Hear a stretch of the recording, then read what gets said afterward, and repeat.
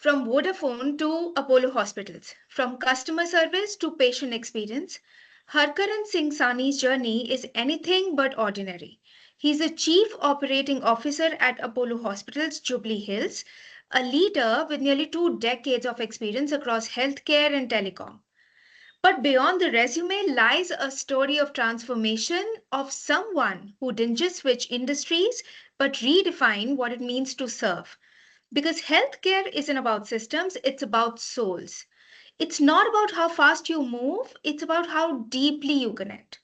And what fascinates me about Harkaran is how he's built his life on this balance between strategy and sensitivity, innovation and intuition, discipline and freedom. So, in today's episode, we'll go beyond the titles. We'll talk about the stories that shaped him, the lessons leadership doesn't teach you, and the courage it takes to stay kind in a world that rewards cold efficiency. Welcome to Unapologetic Me, where we talk about people who live, lead, and love without filters, without fear. Harkaran, welcome, and I'm so thrilled to have you here. Thank you, Ekta. Equally, I'm also very thrilled. Thank you for the lovely introduction. All right, so let's start. The first segment that we want to talk and discuss with you is the shift from telecom to healing, actually. You've moved from a very high-speed world of telecom to the deeply human world of healthcare. What called you to make that shift? Again, we discussed about this. So one thing which I am very proud of is that I got this opportunity to move to in industry which is completely driven by humans. So it is not, if you look at, it is not as technology driven, but yes, technology is taking over now. So what I personally feel is that I was fortunate enough, and thanks to God for giving me this opportunity. I never imagined that I'll be working with hospital, though initially when I moved to hospitals, I was having this phobia of hospitals. I could not see blood. I Yeah. cannot stand up to syringes. I cannot take syringes till date also, if you ask me personally. So that's a big shift which happened in my life also. But now I'm pro, working well with all the doctors and the paramedic nursing staff, and onto it completely. Great. Tell us, when you entered healthcare, did you feel like an outsider walking into something sacred? We spoke about your fear for needles, but how was the initial feeling like when you got this opportunity? So initially it was very scary for me because I was not confident enough that how can I, because 10 years of telecom and after that moving to a world which is completely unknown. And but when I stepped into healthcare and in the organizations there, and people were very open. They really welcomed me with me. They welcomed me with an open arm, and they helped me to learn, to understand what healthcare is all about. And it was more of people connect, what I learned in this era, or this phase of my career. When I go back to telecom days, it was more of technology, but end of the day, you were dealing with humans. The technology were empowering humans. So here it was completely different. It was working with doctors, understanding their needs, what all challenges they have, and then come up with a very different approach and try to solve the same problem which they were trying to do, or they were doing it in some old fashion. So I tried to implement a couple of new things which I learned from my telecom exposure. And I think it really worked well for me, and people really loved that approach. Okay, great. How did you translate customer experience into patient experience, and what did that teach you about empathy in business? See, end of the day, any business if you take up, it is all it's about human. So Yeah. we humans are only building those, whether you call it as a technology driven business or even a human driven business. End of the day, it is driven by humans.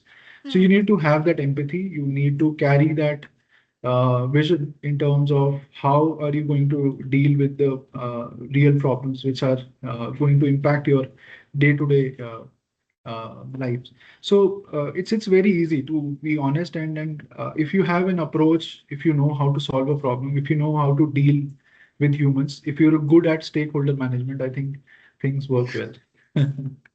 Great, very well answered. We're going to move into another segment, which is called Leadership in Motion. You clearly lead India's one of the most recognized hospitals. How do you bring calm into an environment built on urgency all the time? First of all, yes, of course, it is the biggest, largest healthcare Yeah. organization in the country. I'm very fortunate to have this opportunity, and really, I want to thanks to my seniors to my leadership who actually shown that belief in me, and then they gave me this opportunity. Uh, Working here is very different because when you face or when you deal with the customers, or I would say the patients on a daily basis, or even with your team, when you drive uh, changes, or when you drive day-to-day operations, they expect answers, they expect result, they expect some magic in terms of having a different approach and then trying to solve that problem with a different mindset. And I think that is what we lead at Apollo. We, all of us, even our leadership team, we don't look at a problem, or we don't look at an opportunity just to deliver something, but it's about that, what do we learn, what can we learn from it, and how we can make a big impact, whether it is on human interaction, or even if it is on, let's say, on the patient. Mhm. We work very closely with the technology teams.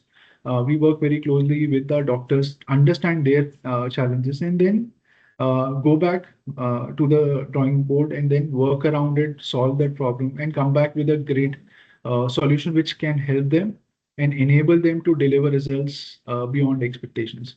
And I think that is working for us. That's how Apollo works, and that's how the leadership works here. Okay, great. Can you think of any crisis moment that tested your leadership, and then how did you anchor yourself through it? So many, I would say that every day is a challenge. So, Mm-hmm. handling, if you look at even when I was, especially during COVID, though I was a part of the service excellence team leading the service excellence or patient experience across the group, uh, I had that opportunity to work at home, work from home, but I did not choose that as an option to work from home. I went on ground, started working with the teams during COVID also. So the ballgame completely changed. Earlier, it was completely on patient experience. Now it was saving lives. Each and every life is very important. And how do we make an impact while saving lives? So I think me, along with my team, we started working on ground with the different innovative solutions. Uh, Especially from the technology front, we enabled, or we made sure that the technology is utilized to the max, and we are able to touch base to all our patients, their families, keeping them informed, working closely, solving problems on ground, whether it is nursing, whether it is paramedics or the doctors, enabling them in the best possible manner. I think it really worked for us. And when it comes to problem solving, every day is a problem for us. It can be because you're dealing with humans, you're dealing with Yeah. lives. Every patient is different, every case is different. So we work with them and try to solve those problems. And I think we are able to do justice. Yeah, of course. All right. Okay. So you worked across giants like Medanta, Fortis, Vodafone, Airtel, and now Apollo. How have those experiences shaped your definition of leadership today? So every organization, I was fortunate, and I again thank God for giving me this opportunity to work along with big giants, and then understand how they operate, what is the mindset, what is the strategy they use. So if you look at telecom, obviously the strategy and the mindset is very different. While when it comes to healthcare, the strategy is very different, and the operating models and even everything is completely different. Only thing what I learn is learn from each and every individual, or even from my seniors, is the how do you stay calm during crisis? Mm. How can you help people? You enable the frontliners so that they can make better decisions. So what I personally feel is leadership is all about enabling the frontliners. If you are able to give them support, if you're able to guide them, help them and make them understand the the problem at a macro and a micro level, I think they can solve. They can give you a better solution. What do you think in sitting in a boardroom? Great thought. Tell us, what is one leadership myth you think the world needs to unlearn? So leadership myth, what I personally feel is I think we all, as a leader, we just try to, uh, what I feel is we try to go and just solve problems for everyone.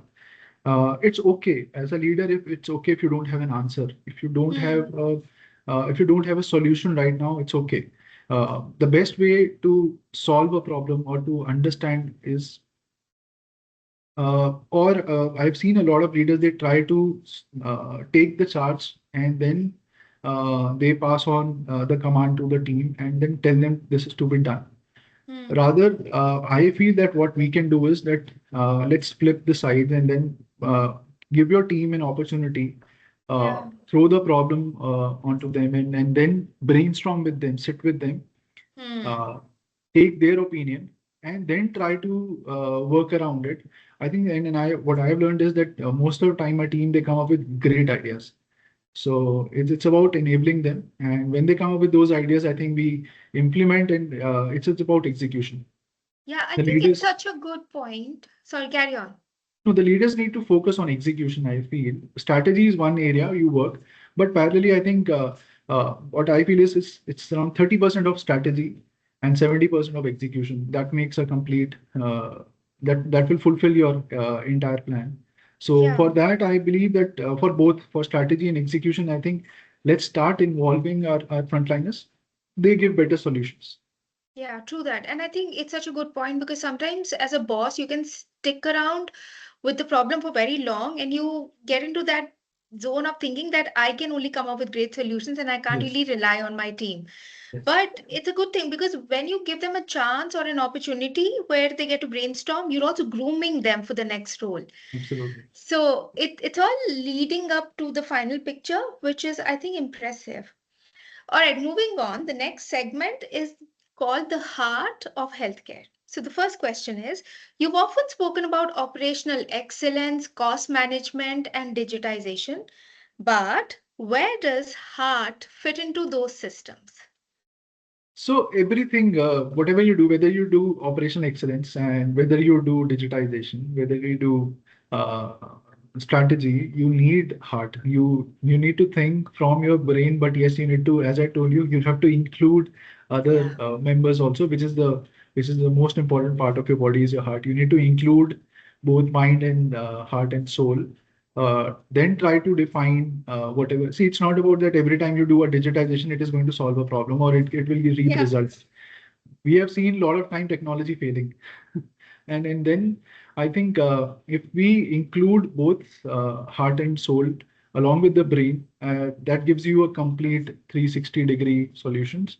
And it works really well for us, especially in healthcare. Great. Okay, this question is very close to my heart. So, I'm going to ask you, what's one patient story or many stories that stayed with you, something that reminded you why you do what you do? So we are at Apollo. There's a concept of tender loving care. It's I should not call it as a concept. This is our DNA rather. So that's how and that's what differentiate Apollo from other operators. What I have seen and I've worked with other companies too.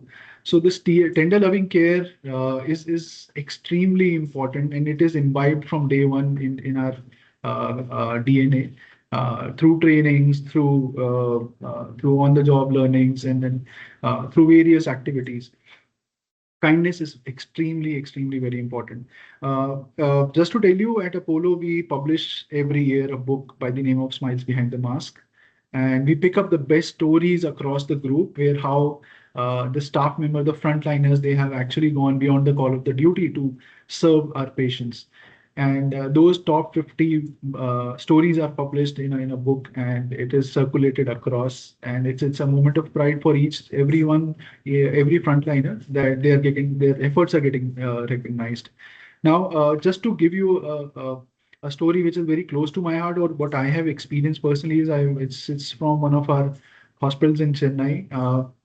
There was one our housekeeping boy was cleaning a room while a patient was there, and the husband wife, quite old age people, they were talking to each other, and because they belong to some community where they don't eat non-veg and they don't eat onion garlic, so they wanted to get the food from home, and they were actually getting every day. The attendant, who was almost a 72 years old person, who used to go every day, go home, get food for the patient, because of their belief they don't want to have food from hospital's kitchen.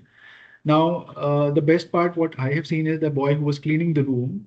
He overheard the conversation and he pitched in by saying, "Ma'am, I am also from the same community. If you, I have also the equal beliefs about it, and I don't eat non-veg, and Oh, completely, wow. I'm a Sattvic. So if you allow me, I can get food for you." So it was a very normal conversation. Patient didn't realize that this is something of this sort can happen. So it was, they thanked him for his gesture. But the next day morning, this boy came up with a tiffin, handed over to the patient, and it was like a moment of joy for the patient, the family there. And Yeah, I mean, I don't think they would have expected that he's actually going to get food for them. absolutely, It's a absolutely, and good thing it's, to offer, but to yes. actually get food talks a lot about the culture at Apollo then. Yes, no, no, and it talks about the person, I would say, and he Yeah. did this continuously for, I think, close to around 8 to 10 days. This patient was admitted, and every day he used to get tiffin from home Oh, for the wow. patient. Now that's what you call something which is very touching, and then I think these are the kind of stories which sets Apollo apart from any other healthcare provider. And I think that boy had really made us proud, and even the family was really touched by the gesture, and they appreciated the entire management. It shows that how the culture is imbibed from the top to bottom. Even the last mile person, the frontliner, uh, went beyond the call of the duty and helped the patient by doing this. So this is one of the Yeah. story, I would say, but there are many such stories. You Great should example. definitely go through our book. I will send you one copy. I should probably do one podcast covering all of these stories. Absolutely, you should. You should. All right, moving on. So, Apollo has built its legacy on trust and innovation. What's one initiative under your leadership that makes you most proud, not for its scale, but its impact? There are many such initiatives which my team did, and in fact, I'm also very proud of doing it. But one thing which I really want to tell, which I learned or replicated from telecom, was one concept of a mystery shopper audit. It was Okay. like, whatever we do, so many uh, problem solving sessions, we implement a lot of digital solutions, we bring in so much of operational excellence on ground. But whether it is it is implemented, or it is impacting our patients directly or not, how do we measure it? So the idea of, there was one again brainstorming session happened with my team, and when we all came up with a collective idea of having a mystery shopper, where a person comes as a patient in the hospital, they go through the entire hospital, and they actually we created a checklist of 120 points to validate the patient experience at each and every touch point, how the patients are being treated, how they are being helped, and what are the pain points, what are the pain areas, and then interview a few patients, and then come up with a holistic report for the hospital. Now that was taken very positively by Apollo. Generally, it's like fault finding, but I think the management Hmm. was really kind enough, and who helped me, who was very positive in implementing this. And till date, I think it's been almost more than close to 4 years now. This process is implemented across pan India. All Apollo hospitals, they undergo every month an audit, and it's an unannounced audit. So then it's a part of our scorecard. And I Yeah. think that really showcase the openness and the positive approach of the management. Whatever we are implementing, we can actually go on ground and evaluate the impact. So I think that is very important. That's the bottom line. Yeah, I don't think I've heard of this concept before, but it does sound adding a lot of value because internally someone's checking all the pain points. So I Yes. think it already elevates the quality of experience and It's there in a lot of retail industry, retail businesses, they follow this concept, but we were the first ones in the country, first hospital to actually start. One concept which I recently started, and again, I really want to tell you is Yeah. uh, we onboarded a group of almost 20 to 25 speech hearing impaired Okay. team members. They can't speak, they can't hear, but they talk with their hands. So Okay. we Sign onboarded language? sign languages, yes. We implemented that solution, that entire concept in Jubilee Hills Hospital, and that has become the national best practice. And now today, those all 24 people are part, staff members are part of our teams. To get this, I think the entire credit goes to the team, the management, the HR team, the training L&D team, how they we trained almost every staff member on the sign language. So it's not that only 24 people who we onboarded, but 2000 plus members who are already there in the hospital. We trained them on the sign language so that Oh, wow. everybody can actually work together. And that concept really worked for us, and we call it by the name of Care Beyond Boundaries. And Mm. today, if you look at, so all of us are working together in the hospital, and even patients, and we get a lot of appreciation from the patients because they are the frontliners. They are they're serving food in the hospital. They are helping patients to move from one place to another. They are a part of every team, if you look at. And that is what, in most of the patients, they feel so emotional when they come Yeah. to know about that. And it's a short video. I'll send it to you how we executed Yeah. it. Yes, I mean, honestly, even when I'm listening to the concept, I feel so empowering because yes, there are some people who sometimes don't get opportunities for whatever reasons, but you're creating an environment where they are treated equally and they absolutely, also get the same opportunity. So I think it's very empowering. Goes on to say, like I said, a lot about, I feel the culture trickles down from the top management to the lower ranks. yes, And I'm great. I mean, I'm just feeling very thrilled that I got a chance to speak with you and you sharing all of this with us. That absolutely. puts Apollo way ahead of other hospitals. And if they haven't utilized or they haven't done much in that space, it should be their time to pick it up and make people feel equal everywhere. Absolutely. So if you look at most of the hospital, they try to compete on the technology front. If you get one MRI machine, the other one will get an upgraded version of it. You get Yeah, one cath lab, the other hospital will get another version of it. But and it is never ending. If you ask me, it is never yeah, ending. The only thing which makes a difference is the human touch and the kind of experience you're able to give to those patients and in the families when they are in pain, when they are in anxiety, and you're just with all these gestures and with all these activities, I yeah. think it creates a lot of positive environment in the hospital. So I'm just going to ask you this question. How did you get this idea of let's bring this strata of people also to work at Apollo and let's make it easier for everyone? Let's do those trainings, sign language, so they feel that they're equally the same and at par with everyone. No, again, I'll tell you this. This is again a very cute story which happened. So we were celebrating our Founders Day. So we all of the entire leadership team, we went to one of the old age homes, and then during our Founders Day, and while we were doing those activities and celebrating those happy moments with the old age people there, and there was one idea which struck. We were around 5, 6 people from the leadership, and our HR manager was there, and she actually came up with this idea because she has seen and she's implemented the same in one of the hotel industry and in one of the top leading hotels. So she spoke and we were discussing, and that's what, as I told you, that it's about how do you empower your team to Yeah. uh, come up with ideas and then help them to execute. So she came up with this idea. Her name is Miss Mamta, and then we went. We discussed the next day. We all of us sat in the room and we discussed this idea, and then we resolved. I think we wanted to solve this problem. We all of us went to the hotel to Mm. see how Okay. it is being executed there. We went and we were there for almost 4, 5 hours, understanding how they work, what support they require. Then again, we came back, we did our patient journey mapping, and then the team laid down some requirements. These are the requirements, and then we helped one of our trainers to undergo a sign language certification. So she Mhm. got certified, and then she became the single point of contact for the team, and that's how she herself trained almost 2,000 plus staff across the hospital. So that's how it was like. It was very infectious, I would say, and one idea which we explored, and then it became very popular.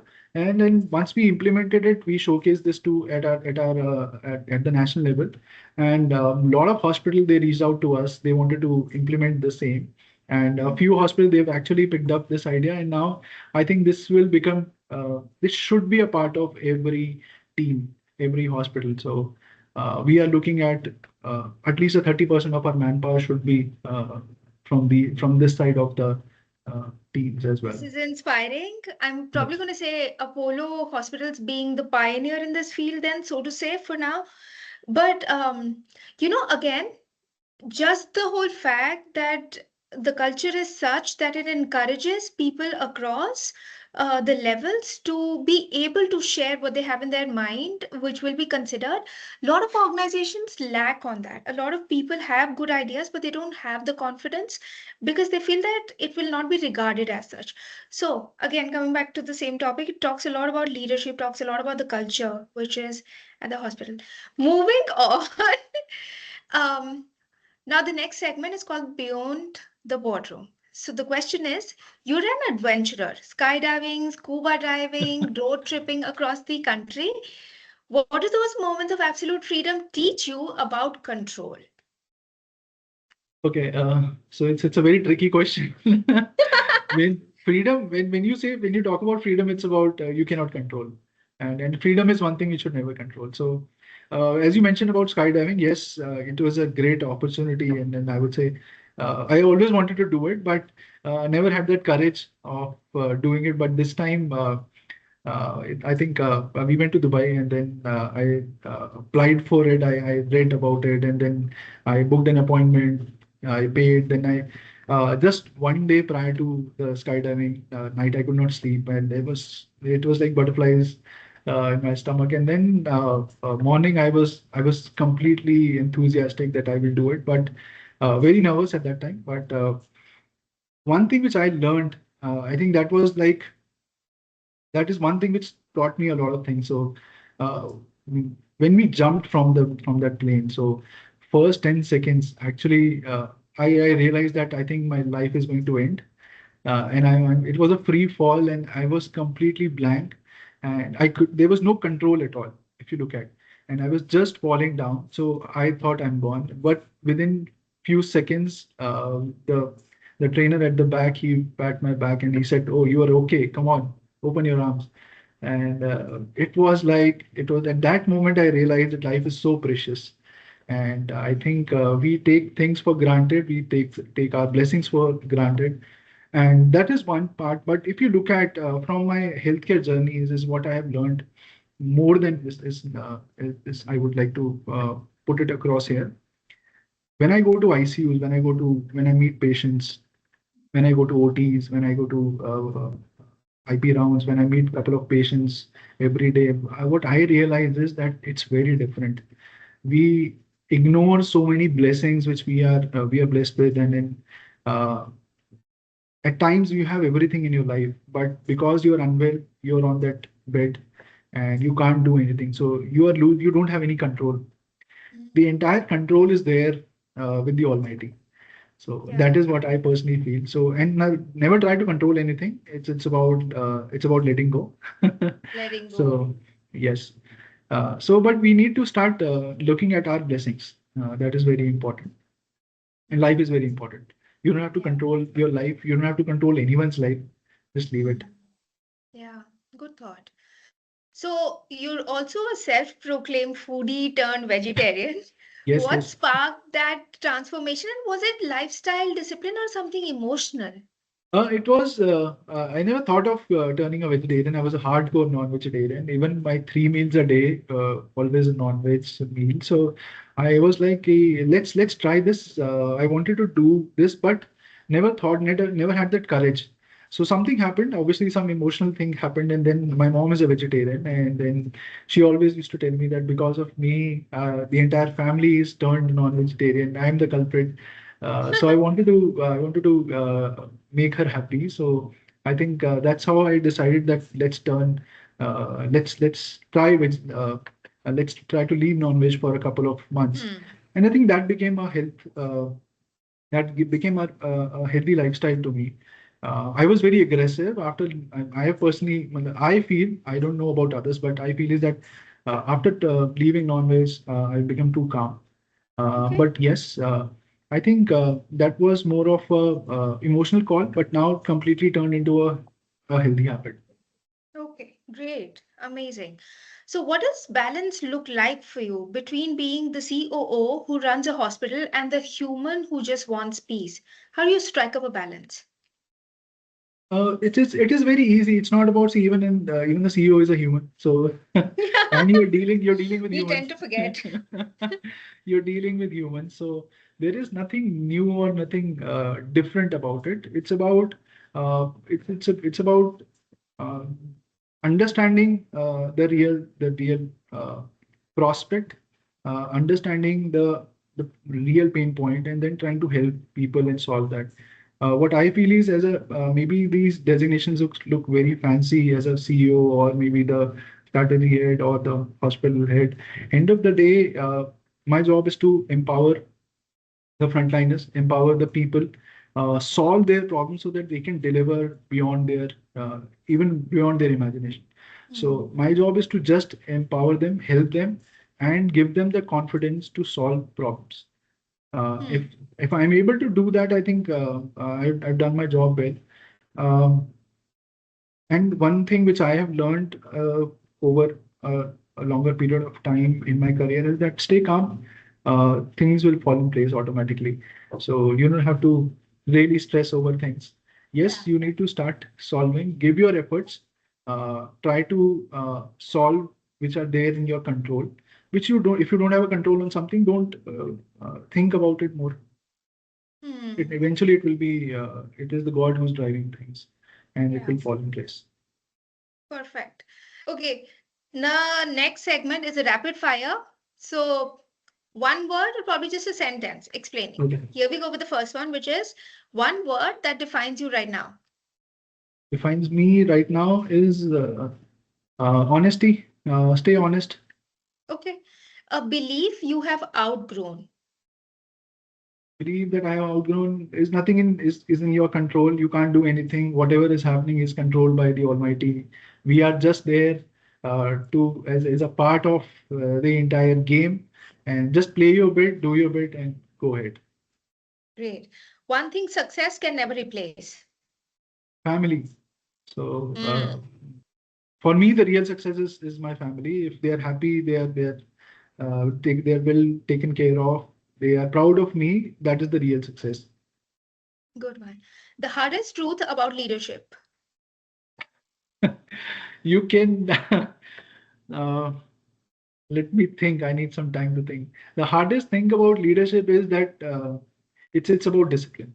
So Hmm. whatever you're seeing or you're going through, you just need to stay disciplined. And if you are disciplined, things will fall in place. Things will happen.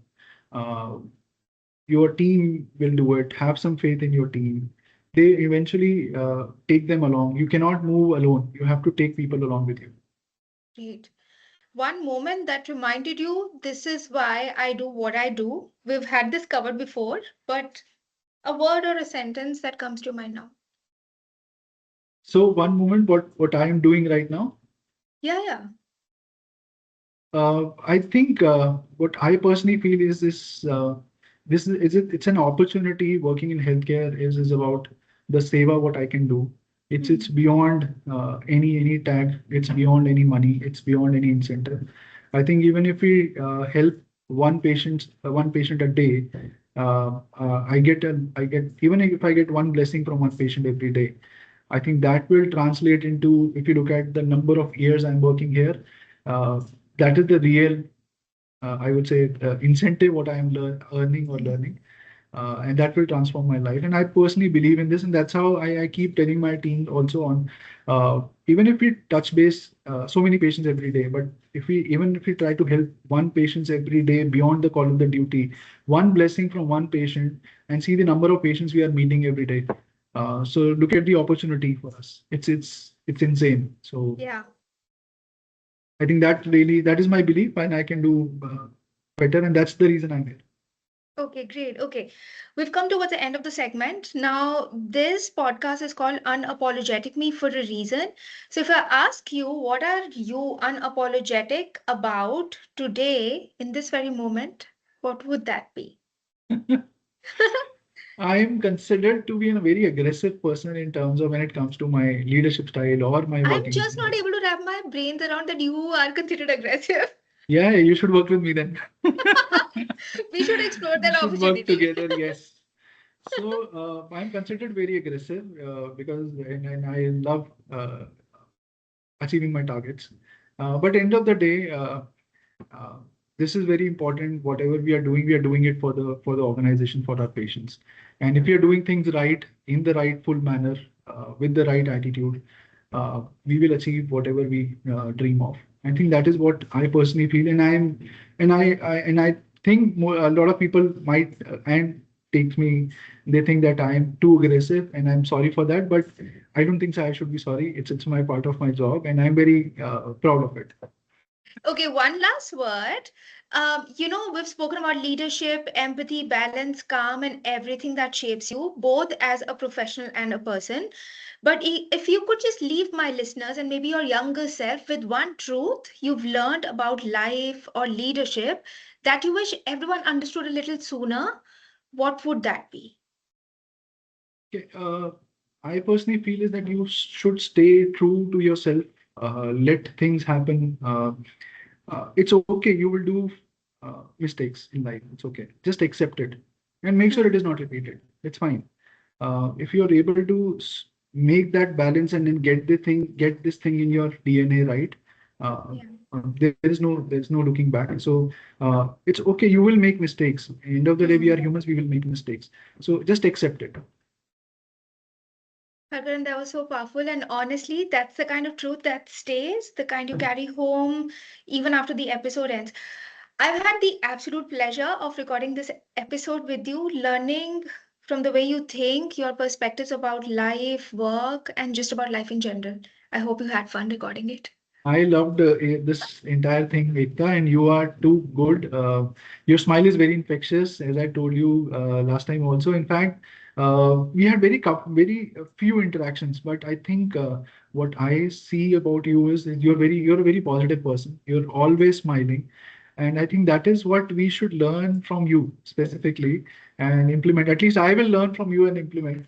At times I get depressed, but I think looking at your face and whatever may be the situation, and I've always seen you happy, and I think that is what that is really very infectious. See, again, I'm going to say, bring me on Apollo hospitals so we can spread the infectious smile around. Absolutely, absolutely. We Okay, need to get you. yeah. Conversations like this remind me leadership isn't about being in charge, it's about being in tune. Because somewhere between running operations and changing lives, Harkaran reminded us that empathy is still the most underrated superpower, that you can manage profit and still prioritize people. That calm doesn't mean you're not strong, it means you've mastered your storm. And maybe that's what being unapologetic truly means, not chasing perfection, but standing rooted in who you are, even when the world moves faster than your pulse. So here's to leaders who heal, not just manage, to change makers who carry heart into the hardest rooms, and to people who remind us being kind will never go out of style. This is Unapologetic Me, and I'm your host Ekta Khurana. Until next time, stay bold, stay grounded, and stay unapologetically you. Thank you. Thank you, Ekta. Thank you.